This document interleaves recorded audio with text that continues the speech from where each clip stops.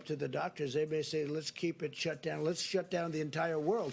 Savannah, good morning. Here in California, the governor says people need to better self-regulate their social distancing, but many people are simply not in compliance. Now, many states are actually threatening jail time. Population to stay at home. Don't leave your home unless someone's life depends on your leaving. There are exceptions. Going to the grocery store or solitary exercise is permitted.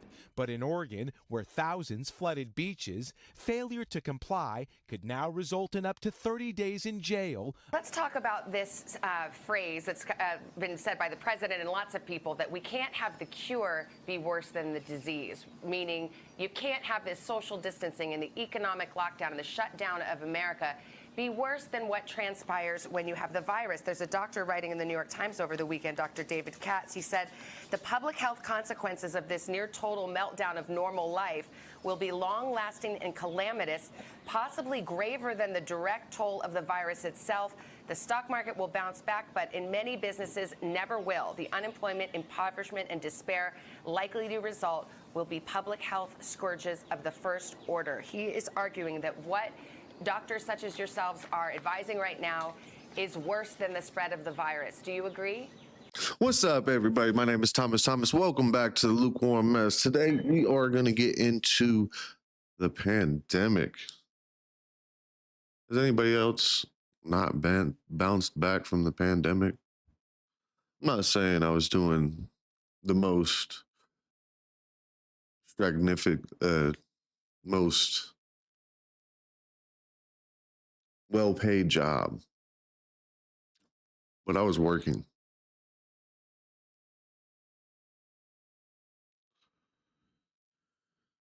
The reason why I quit working during the pandemic, I was a 1099 worker. I was working for this guy who was working for the guy. We were building houses, framing homes for a big company here in Central Ohio. I will not name. Since I was a 1099 worker, I wasn't literally working for this company. I was working for the guy that's working for the company. But during the pandemic, certain workers were essential. And I was one of them essential workers because houses still need built. Construction was still booming.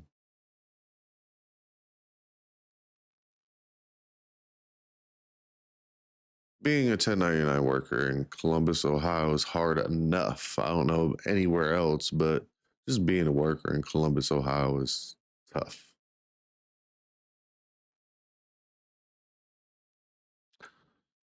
So one day I go to work during the pandemic.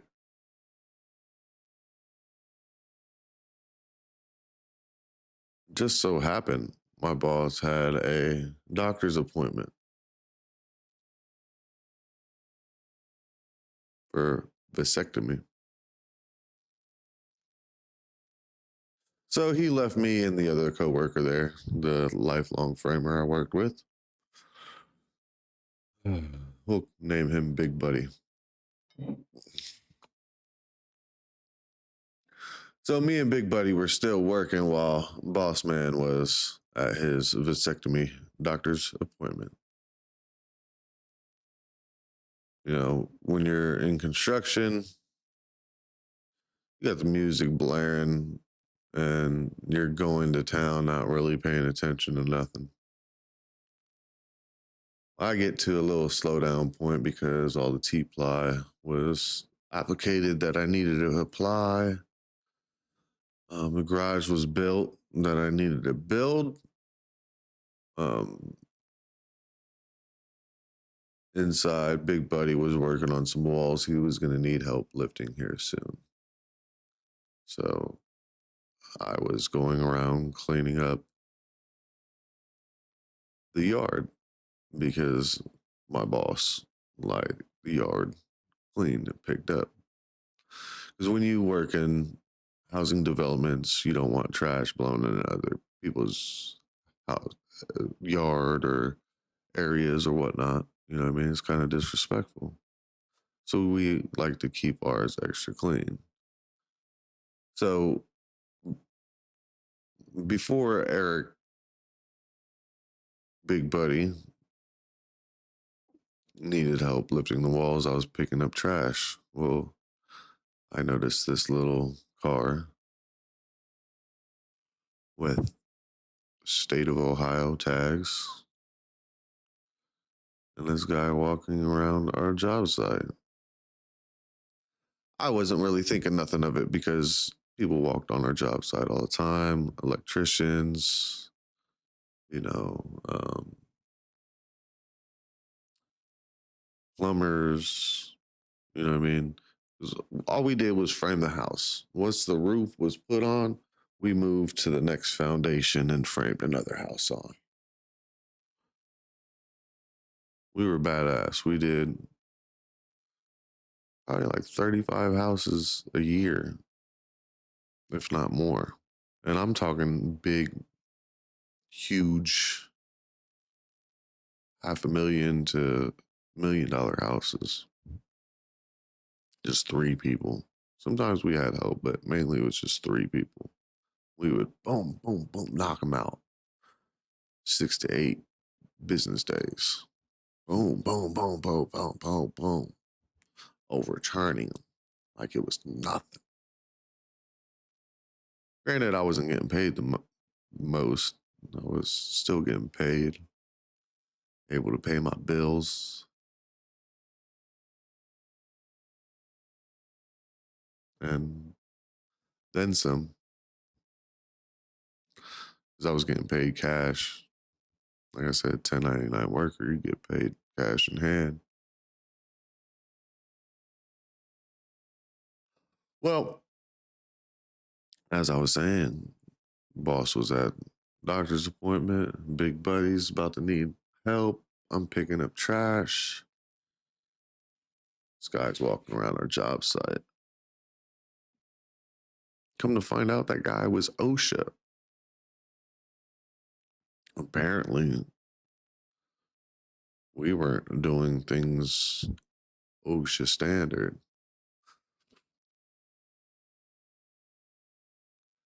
Well, my boss, he was old school. Well, he was my age, but he was taught old school. His great grandfather used to frame houses. His dad still did. You know, so it was like a family thing. And that explains why I was the lowest man on the totem pole, not only because I was new to framing,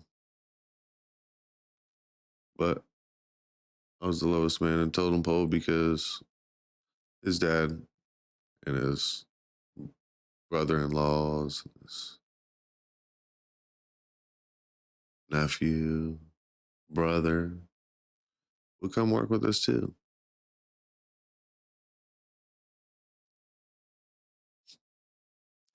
A lot of times I got paid the least, but I had to fix everybody else's shit because some of these said family members were crystal meth addicts. But back to this, OSHA was on our job site. It was just me and Big Buddy that day.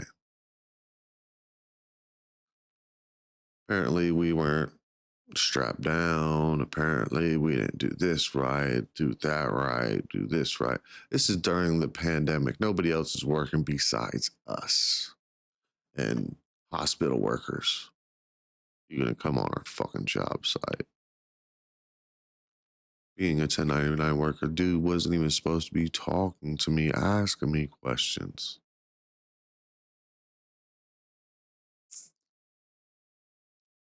Since my truck was the only truck there,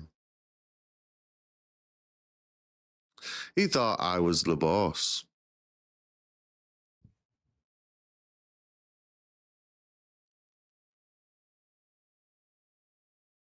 I didn't think nothing of it. few weeks later, I get a bill in the mail I still have in my filing cabinet over there, staged right.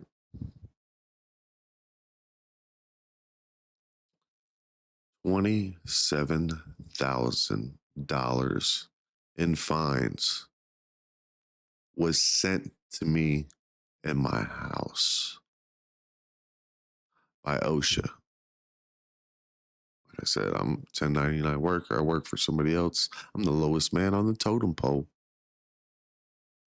I'm just trying to make a living in life. Single father. Get my daughter 1 day a week, every other weekend. Just trying to survive. I'm not the big boss that gets $10,000 every time we build a house, or every time I think he calls it a click or a draw. Every time he gets a draw, I don't get that. I'm hourly under the table, barely scraping by. You know, to get $27,000 when you're barely making 30, 35 a year. I think I was making 28,000 that year, if I remember correctly. I still got my taxes in my filing cabinet as well.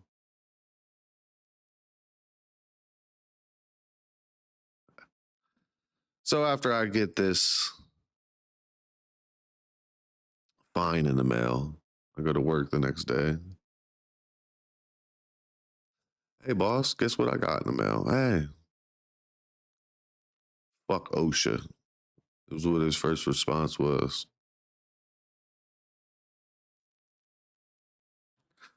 Said, yeah, but what do you want me to do with this $27,000 fine? Oh, Thomas, see if they put you on a payment plan. Well, this time,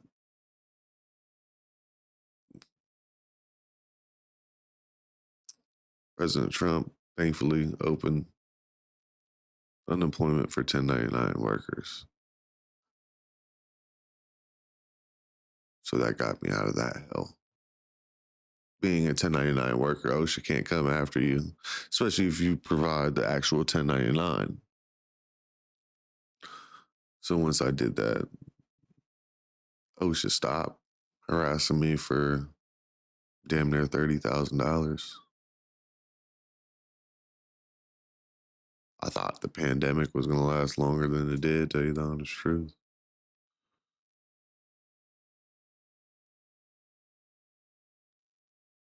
So that November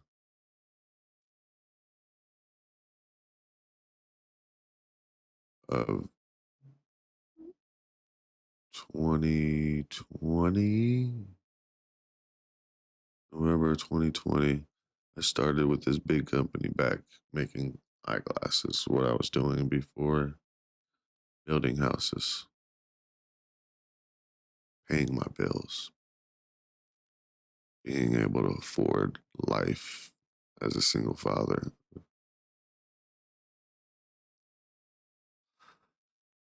Get with this company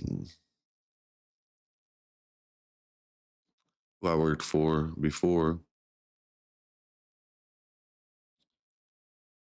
giving you false dreams, false hope. Was making $18 an hour.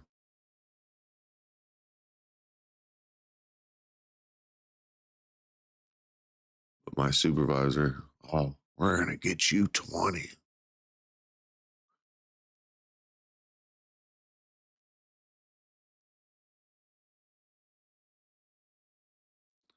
He knew I was a single father. He was friends with me on Facebook. He still is.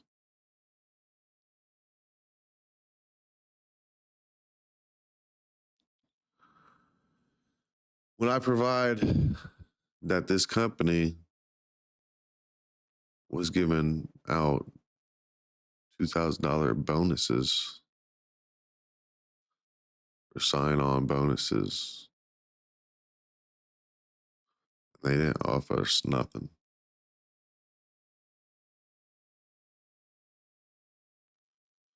Word around. And finally, the manager comes to me one day. Yeah, we're gonna get you that $20. So I was busting my ass for this company. I was fixing all the lenses that the fucking $1 million machine was breaking. I thought I was doing something good for the company.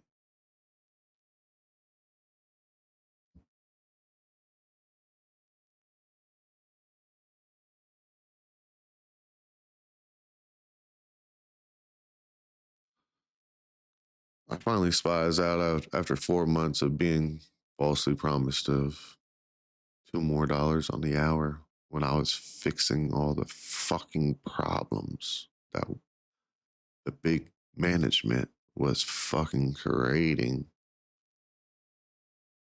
And then when I brought it to my supervisor's attention, you think I got credit for it? The supervisor that didn't know shit about optics got the fucking credit for it. Motherfucker.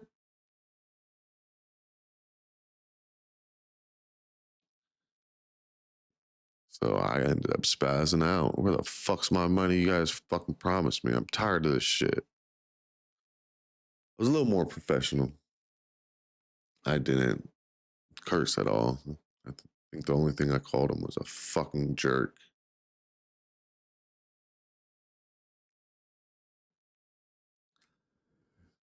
I don't know what's wrong with these companies around here thinking they can dangle a carrot around certain individuals and think they're going to keep going for it. Motherfucker, I'm not no goddamn horse. Built like one. I hit you like one. And your girl thinks I'm hung like one.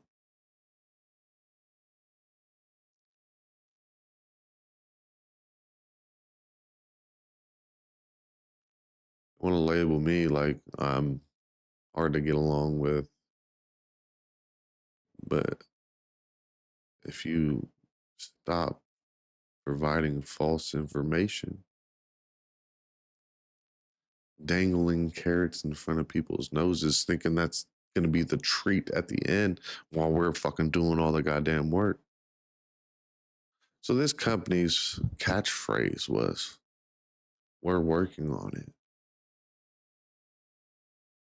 Anytime I asked about the raise for 4 months, we're working on it.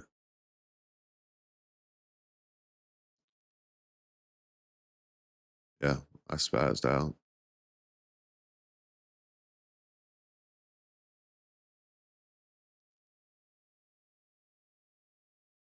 Get with another company in 2021.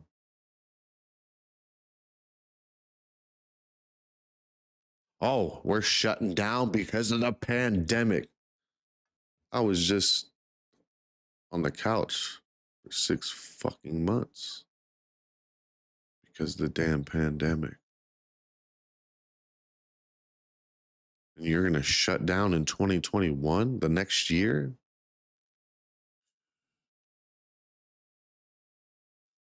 Only thing good about that company I ever got was $4,000 when they let me go. You hire me a week later, lay me off. It don't make sense to me. You just use me for my social security number, because anytime you get a job with the company with your social security number, they get a tax write-off because of your social security number. So they ended up giving me $4,000 to shut my mouth and say, oh, I'm laid off because of the pandemic.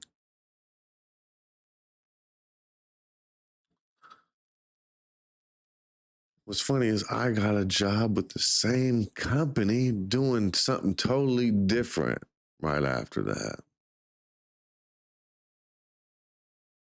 where I was a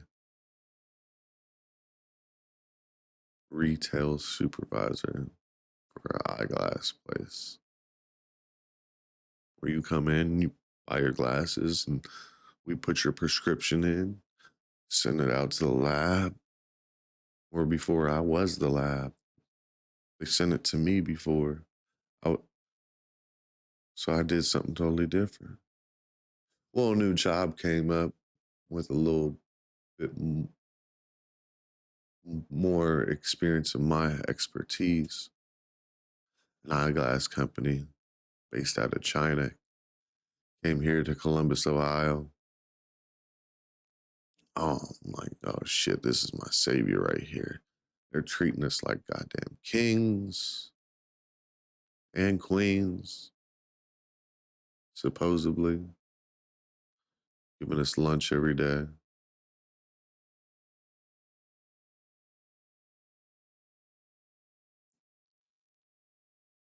I got shirts, swag is what they call. Got a free pair of glasses. I busted my ass for this company. When it was just a revolving door of workers, I was the GOAT. I went from the GOAT, working my way up from bottom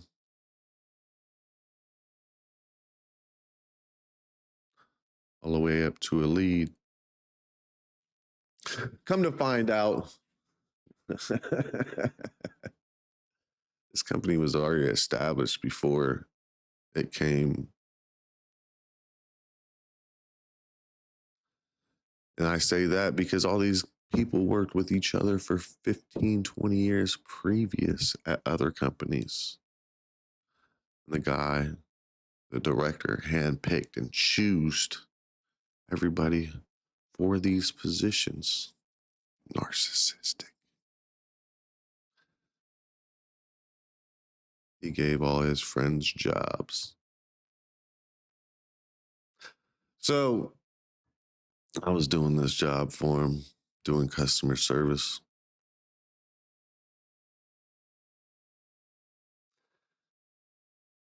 Have you ever worked for a company where the director and his team of lead management material hire his girlfriend in as managerial staff while you're doing the legwork for the customer service? See, I thought it was kind of strange because he also handpicked me and 3 others to do this customer service job. These all 3 other people have worked with these people before. I'm the odd man out.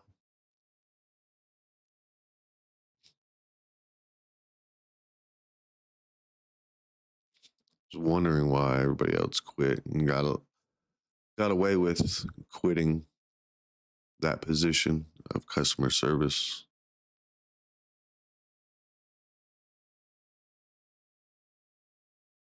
When I brought it to the HR's attention and the management's attention, oh, you got the short end of the stick there. Oh, you got the short end of the stick there. Because you hired his bitch in for a fucking manager, I got the short end of the stick.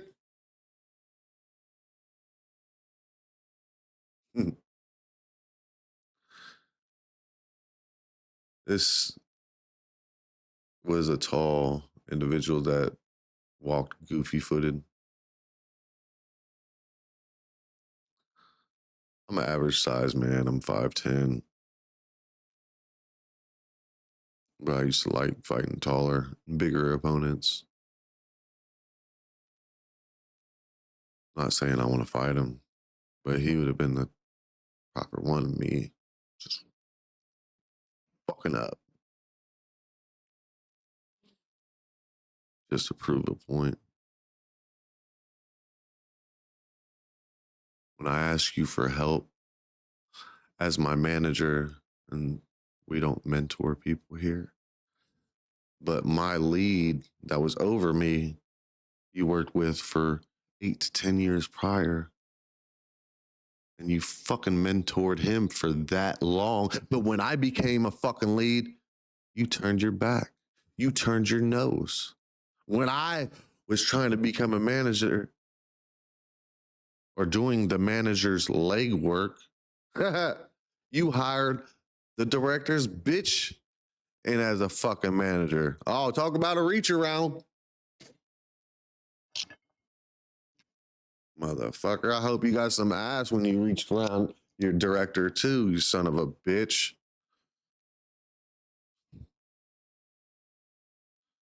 Then, after I told him, like, what's going on here, I'm having to pay taxes in $1 billion corporation based out of China. I gotta pay fucking taxes. And when the director comes to me, he said it's because of the president in charge, because Biden was in charge. Unprofessional ass.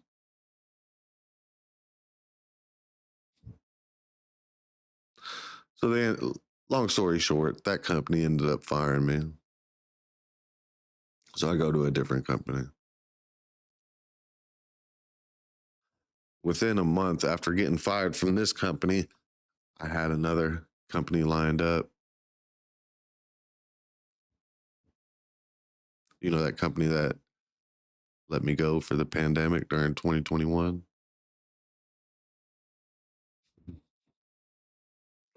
I came back sharper and stronger than ever from this 2021 pandemic. We're bringing everybody back now. Oh, yeah, I want my team back. The weird ass fucking production manager. Stay at home production manager. Can't even show your face for fucking holidays, manager.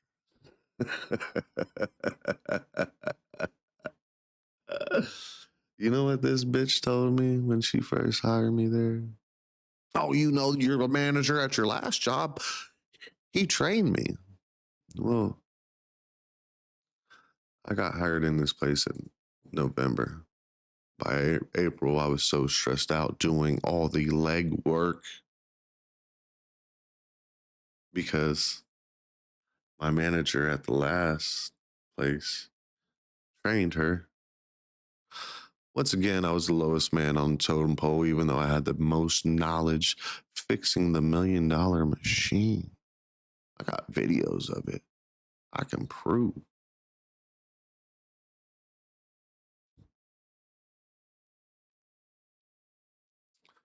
You got one lead that's fucking anxiety ridden, crying in between machines because she can't handle the fucking pressure. You got another lead being a dumbass saying, don't force the lenses into the frame. Well, when you're a mounter and you're mounting the lenses into the frame, Zyle frames you have to force your lenses into. Then you have a supervisor that's just anxiety ridden. He just flirts with another girl the whole damn time. All he knows is shipping. He don't know optics. All he knows is shipping. He don't know optics. So you got the supervisor coming to me, the lead that cried between machines, and then you have the other lead beefing with me. Don't force the lenses into the frame. Heavyset girl can barely walk. She waddles. Then you have another manager. Well, not manager. Then you have another supervisor. Big goofy guy. And that's the most knowledgeable person you have there. I'm the lowest man on the totem pole doing the most extra shit.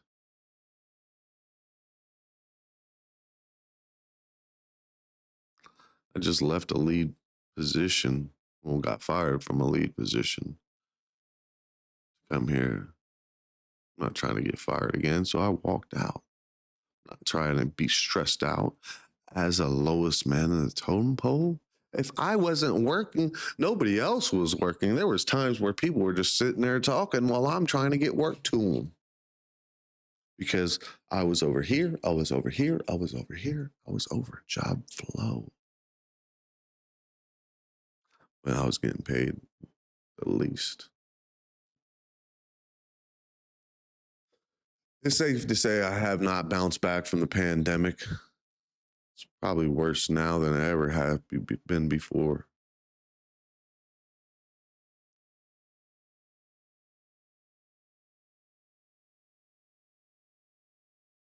I hope everybody else has bounced back from this fucking pandemic 5 years ago. It's Thomas, lukewarm mess. God bless. Love y'all.